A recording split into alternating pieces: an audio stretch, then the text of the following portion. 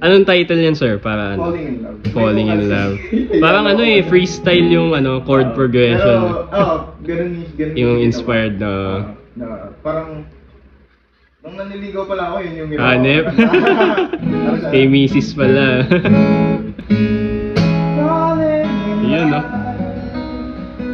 And it feels like the first time, 'cause I'm falling for you. And there's nothing I can do. 'Cause darling, you're so wonderful, it's true. Naka-libre concert pa kami ah.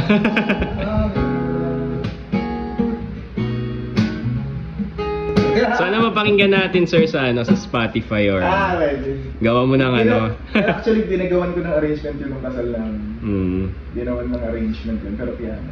para mapanood namin. Na ano, wedding version.